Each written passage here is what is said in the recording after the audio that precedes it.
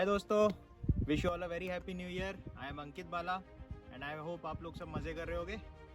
तो आज आप लोगों के लिए एक बहुत ही इंटरेस्टिंग टॉपिक मैं लेके आया हूँ विच इज़ क्वाड्रेटिक इक्वेशंस। सबसे पहले इसके ओरिजिन्स के बारे में हम देखेंगे। इसका नाम ऐसा क्यों है, इसकी सबसे पहले ज़रूरत कहाँ पे पड़ी और आज जिस फॉर्म में हम इसे देखते हैं ये किस तरीके से आया। देन हम देखेंगे कि जो इसका कन्वेंशनल मेथड है जो स्कूल्स में पढ़ाया जाता है ये किस तरीके से आया। एंड फाइनली हम इसकी ट्रिक सीखेंगे जिसमें आप किसी भी क्वाड्रेटिक इक्वेशन को कुछ ही सेकेंड्स में सॉल्व कर लेंगे। तो सबसे पहले इसका नाम क्वाड्रेटिक इक्वेशंस क्यों है, चलो इसको देखते हैं। तो इसमें क्वाड्रा जो पहला टर्म आता है इसका मीनिंग होता है स्क्वायर। Quadra means square. और अगर आप क्वाड्रेटिक इक्वेशन में x की जो फर्स्ट टर्म है उसकी पावर अगर आप देखते हो तो that is x to the power 2 which means square of x, right. इसी में अगर आप सोचते हो cubic equations, what are cubic equations, इसमें अगर आप देखोगे तो x की पावर 3 होता है, that is why it's called the cube of x। तो क्वाड्रेटिक इक्वेशंस में इसका नाम क्वाड्रेटिक इसलिए है बिकॉज इसकी फर्स्ट टर्म में पावर 2 है, that is means square of x, that is why it's name is quadratic equations.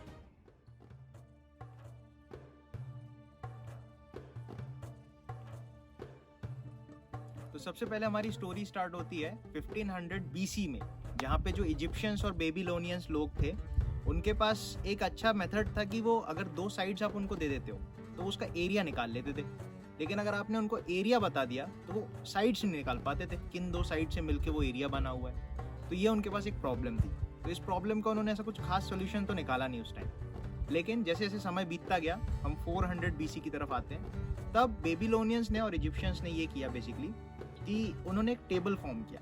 अब उस टेबल में वो क्या करते थे कि जितने भी एरियाज हैं, अलग अलग जितने भी एरियाज हैं, उन एरियाज के जो दो साइड से मिलके वो एरिया बना होगा वो उन्होंने कैलकुलेट करके एक टेबल बना लिया। उसको उन्होंने मास्टर टेबल बोला। अब ये मास्टर टेबल की वो कॉपीज बनाते थे अलग अलग, ताकि अलग अलग इंजीनियर्स उनको यूज कर सके। अब ये मास्टर टेबल की जो कॉपीज होती थी उनमें कुछ ना कुछ एरर्स तो हो ही जाती थी। दूसरी बात, इसको यूज कैसे करते थे वो, तो इसको समझने के लिए एक एग्जांपल आपको मैं बताता हूँ। सपोज किसी पर्सन को इजिप्ट में एक ग्रेनरी बनानी है। ग्रेनरी बेसिकली एक बॉक्सी शेप का होता है, उसमें आप ग्रेन्स भर के रखते हैं, मान लीजिए गेहूं वगैरह रखना है। ओके, तो ये ग्रेनरी बनानी है। इस ग्रेनरी को बनाने के लिए जो इंजीनियर है उसके पास हम जाएंगे। अब इंजीनियर क्या करता है, इस शेप को बनाने के लिए जो सबसे कंफर्टेबल साइड्स का जो वो है कैलकुलेशन है, उसको देखने के लिए वो टेबल देखता है कि इस एरिया का हमें ये शेप हमें डिजाइन करना है। तो इस एरिया को डिजाइन करने के लिए या इस कैपेसिटी के इस शेप को डिजाइन करने के लिए वो उस टेबल की हेल्प लेता था और उस टेबल की हेल्प से वो उस चीज को बनाता था। लेकिन इसके बाद प्रॉब्लम ये आती है कि इन्होंने कोई फंडामेंटल कोई मेथड नहीं निकाली कि हम एरिया से साइड्स कैलकुलेट कैसे करें।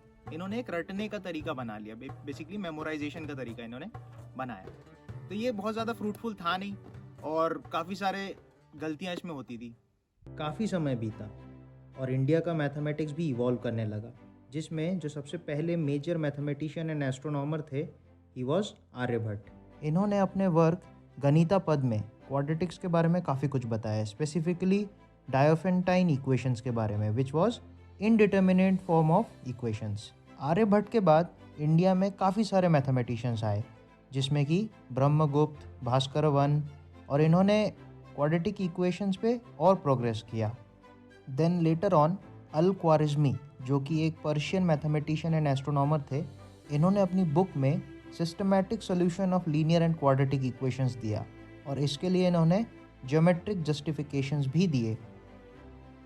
और आज जो हम स्कूल्स में कन्वेंशनल तरीके से क्वाड्रेटिक इक्वेशन के सॉल्यूशन निकालते हैं, वो जो मेथड है वो श्रीधरा ने ही दिया। चलो देखते हैं हम इस फॉर्म से इस फॉर्म में किस तरीके से ला सकते हैं क्वाड्रेटिक इक्वेशन के सॉल्यूशन को, जो कि हम स्कूल्स में पढ़ते हैं। इस इक्वेशन में आप पूरी इक्वेशन को a से डिवाइड कर दो तो आपको मिलेगा कुछ ऐसा मिलेगा। अब इसमें आप क्या करोगे, c बाय a को राइट साइड ले जाओ। ओके, अब मैं ये चाहता हूं कि इस साइड में मैं एक होल स्क्वायर बनाऊं, तो मैं क्या करूंगा, b बाय 2a के होल स्क्वायर से मैं दोनों तरफ ऐड कर दूंगा तो कुछ ऐसा मिलेगा। अब इससे फायदा क्या होगा कि ये जो टर्म है ये एक होल स्क्वायर बन जाएगी।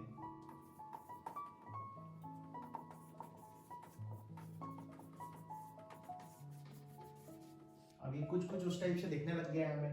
तो अब इसमें क्या करना है, ये जो स्क्वायर है वो राइट साइड में जाएगा तो स्क्वायर रूट बन जाएगा, और ये जो वैल्यू है कुछ इस तरीके से हम लिख सकते हैं,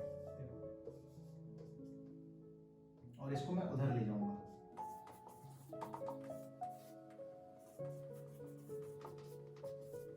अब इसको हम थोड़ा सा और सिंप्लीफाई करेंगे तो उस फॉर्म में ही आ जाएगा।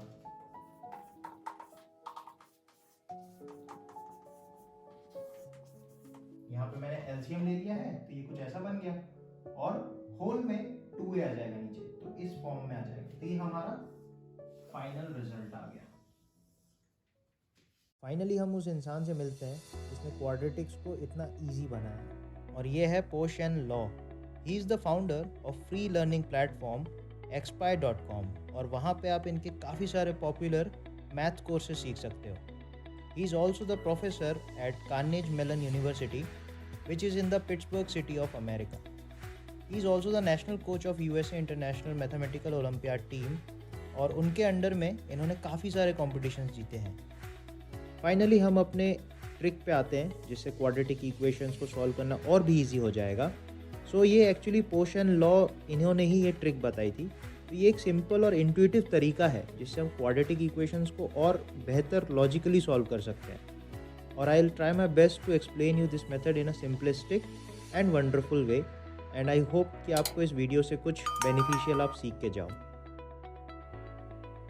तो अभी तक हमने ये देखा कि हम किसी भी क्वाड्रेटिक इक्वेशन की दो रूट्स को अल्फ़ा एंड बीटा बोल सकते हैं, और अगर मैं सम लिखूं तो अल्फ़ा प्लस बीटा को -b/a लिख सकते हैं, and product can be written as c/a।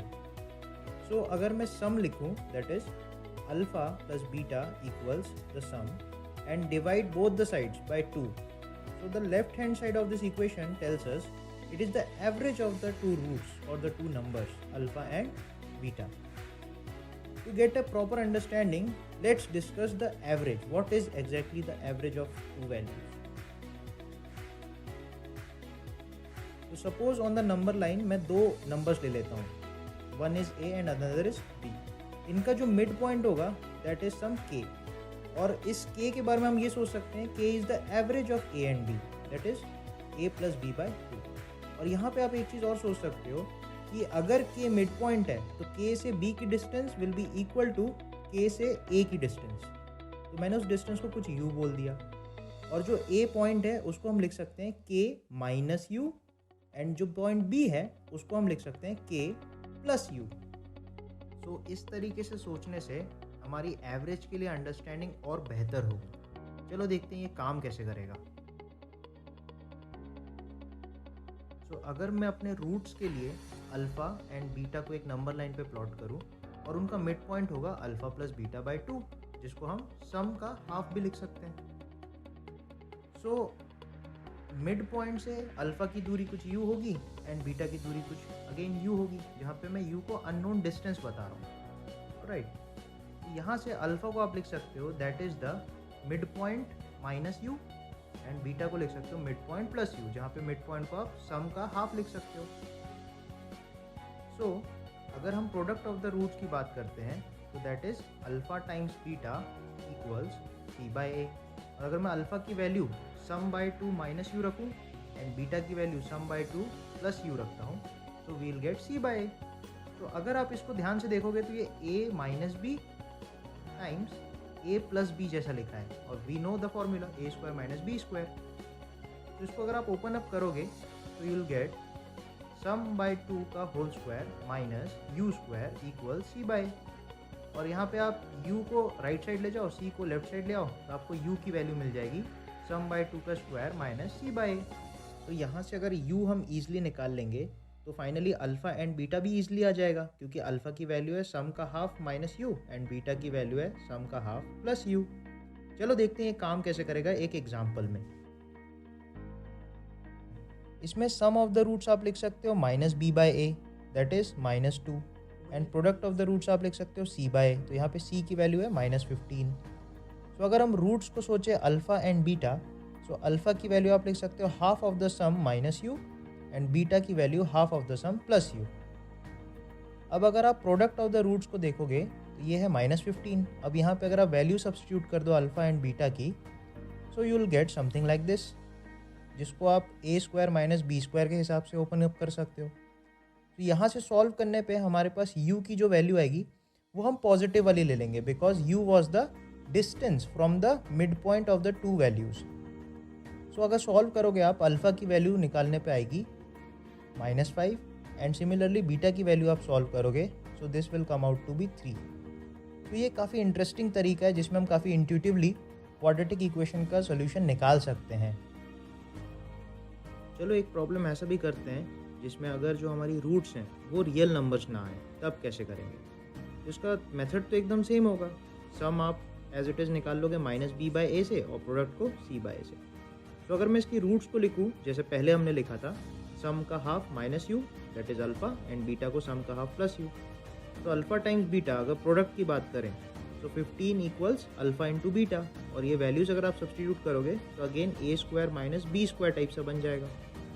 तो यहाँ से अगर हम सॉल्व करेंगे तो u की वैल्यू आएगी अंडर रूट में -14, that means it's a complex number, u equals to iota times under root 14।